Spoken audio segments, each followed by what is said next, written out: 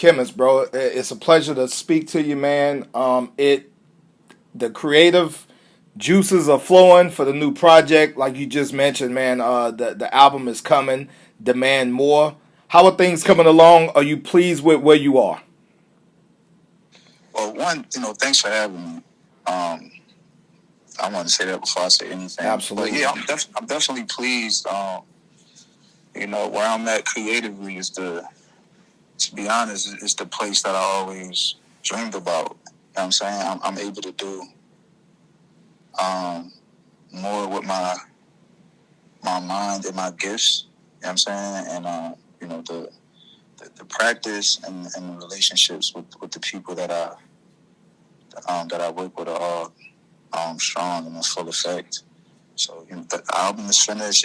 Right now it's being mastered, and I'm excited about it. Especially the way we create albums. When I say we, I'm saying Anwar Marshall, L. Morris, Jack Union, and Samantha Rosen. Like they're at the core of what I do. Mm-hmm. I'm saying, and to have another one done within a year while still being independent, that's a big deal. Awesome, man. Wow. Were you pleased with the reception of the single "Don't Compare"? Because I know when you pick that single out, that's kind of the presentation for what we can expect. Are you pleased with the reception of "Don't Compare"? Yeah, the reception has been great. It's always a great feeling when you can release music that you and the crew worked on. And while these songs may start with me, they don't ever feel finished until the rest of the geniuses I work with add to it, or sometimes subtract from it. And for a song to start in my head, which is me and my guitar while I was on the road, and to now be a fully finished piece, is something to celebrate. Because the art of it all is why I fell in love with the form of expression. Mm-hmm. I'm saying, so the responses, and also like the responses I've been getting for the artwork is something I look forward to. Like at this point in my career, I put just as much energy into the photography and the artwork as I do into writing and performing the music. So people's response to it has definitely helped ease some of the anxiety I feel before a release. So to this day, it takes a lot for me to release a song. So when I, muster up the courage to do so, I feel like I and we deserve to be celebrated. And Don't Compare is exactly how I feel right now. I'm glad you mentioned the artwork, Khemist, because you are hands-on with, obviously the sound, the songwriting, but you are very hands-on with the artwork. How important is that for you to have your visual not only come out through the airwaves, but that we can see in front of us as well? Yeah, so I always felt like people wouldn't put as much care into my stuff as they would for the major or more popular artists, and I always knew exactly what I wanted, but I couldn't always afford it. So the neglect made me this way. My creative endeavors as a person started. It started in the visual art world. Like my mom put me in art school when I was a kid, and as a child is what I would do with most of my day. So, making my own visual art to pair with the music, it feels divine, and it just reminds me of how things come around full circle. Wow, definitely, man. The first album was List of Demands. The upcoming album is Demand More. What is it about the meaning of the word demand that allows you to continue to add it into the title of your projects? Well, I'm done asking people for things that I know I deserve. I don't need anyone's approval or validation for what I've created. So if someone wants to experience what I put so much energy into and what it is that makes the Khemist Mayfield experience, then there are demands that have to be met. You know what I'm saying? And I stopped agreeing to share my art if things didn't feel right or if things didn't make sense to me. I stopped being involved with certain types of people. I stopped trying to stress myself to meet the demands of others whose character or business practices would hurt more than help. And this industry demands that you make a certain. Well, it often demands that you make a certain style of music and market it a certain kind of way because of the new ways that people have been trained to think. And many of the top executives in this industry demand that you be a part of the trends, even if the trends go against what you stand for as a person. So a list of demands is just is me being me and encouraging other people to demand that people accept you for who you are. I like that, man. Facts. When you team up with Bilal, man, there's something literally aesthetically pleasing about the sound you guys produce together. What is it about the chemistry between you and Bilal that just musically connects? Yeah, shout out to Bilal. His new album, Adjust Brightness, is dropping September 27th. Shout out Bilal. The single Sunshine is out now, which I'm honored to be a part of. And he's just one of my favorite people to collab with. We work well with each other. Like we both are Virgos. We often talk about books, art, and society. And, we're similar in how we look at things. You know what I'm saying? Mm-hmm. Bilal has given me some of the best advice ever when it comes to being a person and a father. So I think the conversations we have before we create is what makes the art what it is. So it's like y'all almost connect so far beyond music that the music is just the easy part. Yeah, exactly. That's dope, man. You also created a masterpiece with DJ Jazzy Jeff, who many people, I don't know if it's because of the Fresh Prince show, but I think he kind of gets undervalued for a producer. Dope producer. How did you link up with Jazzy Jeff, bro?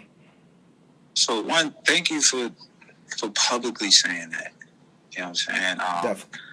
I often tell people like, the private support is cool, but right now I need all the public support I can get. Mm-hmm. So I'm grateful for that. You know what I mean?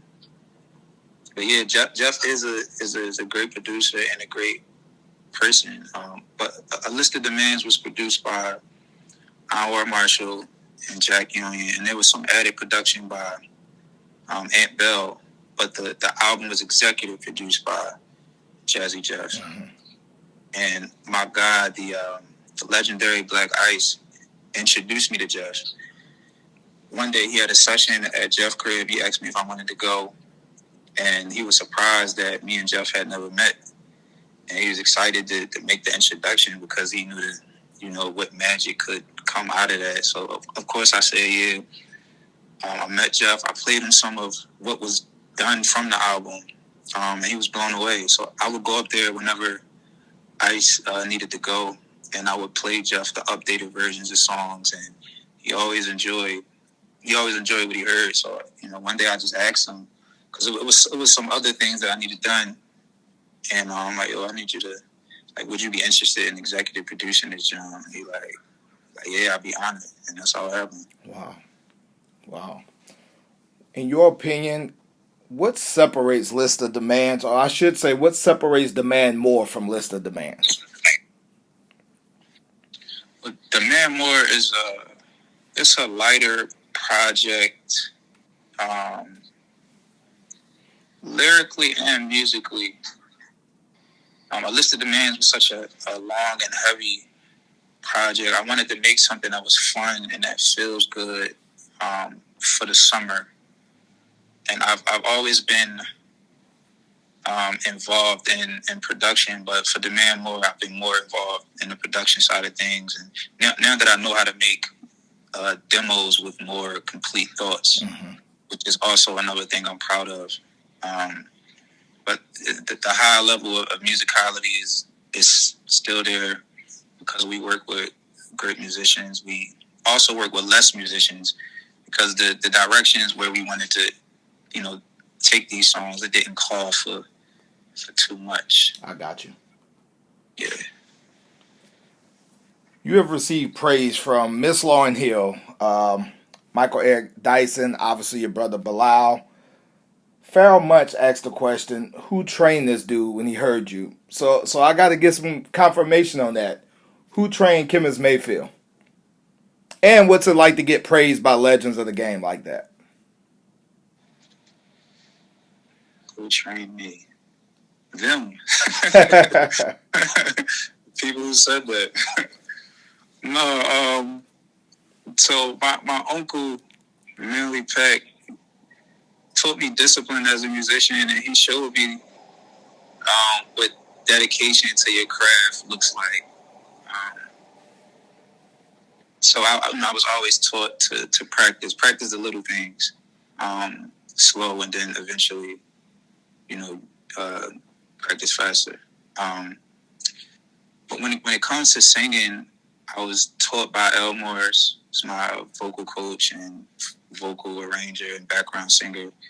When it comes to guitar, I'm self-taught, but I've been fortunate enough to get lessons like during these studio sessions. So guitars like Sam Borello, Anthony DiCarlo, Simon Martinez, Phil Smith, and Kevin Hansen are some of the guitarists that gave me a quick lesson during the studio session. Mm-hmm. As a musician and a writer, I still study Nas, Sonia Sanchez, Jay-Z, legendary Black Ice, Ursula Rucker, Jasmine Sullivan, Mums the Schemer, Nikki Giovanni, Sonny Patterson, State Property, Octavia Butler, Carlos Santana, Curtis Mayfield, Stevie Wonder, Lupe Fiasco, Grant Green, Toni Morrison, Ta-Nehisi Coates, Paulo Coelho. Like it's a long list. Wow. You know what I'm saying? And for the visual side of things, I studied Louis Draper, Gordon Parks, Kerry James Marshall, Deborah Roberts, Monte Claro. But yeah, so for people like Lauryn Hill, who's like, at the top of my list, like of artists to study and appreciate, it's an honor. And the same goes for Bilal, Pharoahe Monch, and Michael Eric Dyson. Like these are all people that I grew up reading about and watching on TV. You know what I'm saying? And now these are people who were able to tell me that they appreciate what it is that I do. So that's a blessing. That's dope. Before I let you get, man, I have to ask you, because everything all those names you just named just shows how unique and diverse and versatile you are as an artist. And it's not fair to call you a rapper. You are a musician. In being a musician, do you feel like we are finally getting at least close to where lyrics and just being genuine matters again? Because it's something you're kind of spearheading. We have a few other guys out there and ladies spearheading that movement. Do you feel like we're getting back to where lyrics matter and we're not just accepting anything musically anymore? Yeah, well, as a whole, I have no idea, bro. What I will say is, like, the lyricism thing has always been a weird conversation for me, because the truth and thought-provoking music it's been under attack, even like before I was even born. Mm-hmm. So what I will say is my lyrics matter. Like my lyrics has helped change and influence minds. But yeah, it's like I don't think they've ever not mattered. So to say that they're starting to matter again, I can't remember a time when they didn't. All I can remember is that they've that lyricism has been under attack for so long, and it's nothing new today. Well, Khemist, brother, I cannot wait to hear Demand More. Best of luck to you moving forward, man, and I hope this is the first of many interviews, bro. Anything before I let you go, man? No, just don't compare the new singles out right now. Stream that, share that. And just stay tuned and see what's next.